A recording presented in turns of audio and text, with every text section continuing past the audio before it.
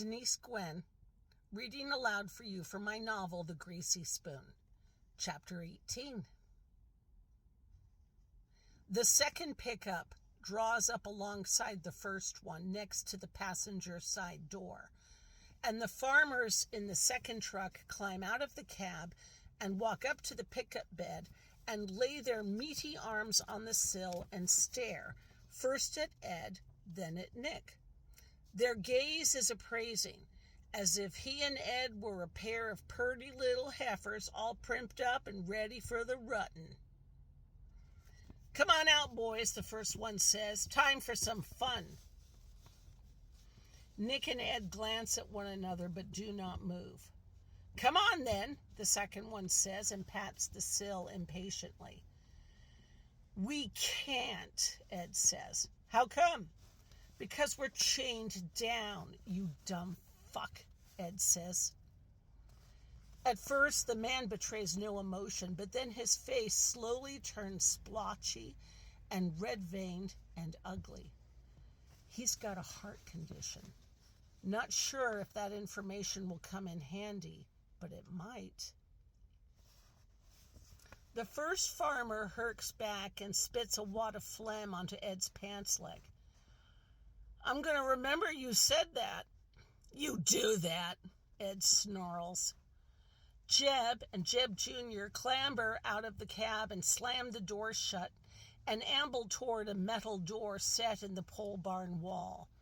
Jeb jerks his chin at his son. "You got the key? Get those boys out?" "Oh, yeah." Junior walks to the back of the truck, punches a gear, and the gate clangs down. He extracts a key from his back jeans pocket and reaches forward to unlock the deadbolt at Ed's foot. Before he turns the chamber, he looks up at Ed. "Don't try nothing funny. There are 4 of us and 2 of you, you hear me?" "I hear ya." "Really?" Ed's turning all gangster and shit.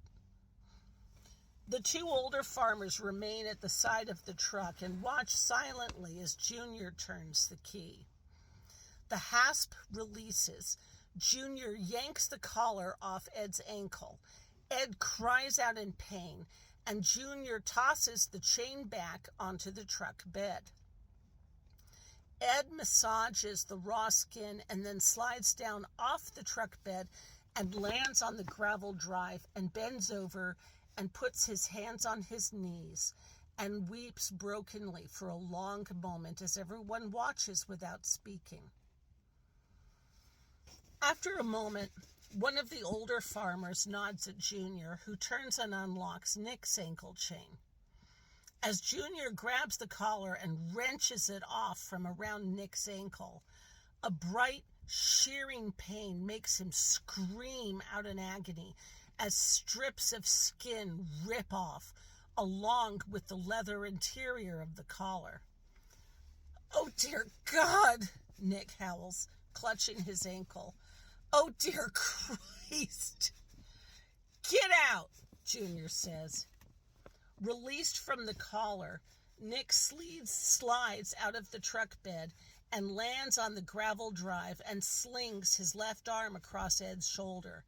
"Hey, man, it's okay." "I'm sorry," Ed sputters, sobbing like a girl. "It's okay. I shat my pants."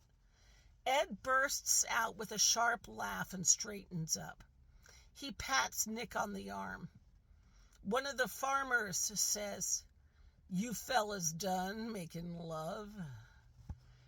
"Come on," Ed says. "Let's get this over with."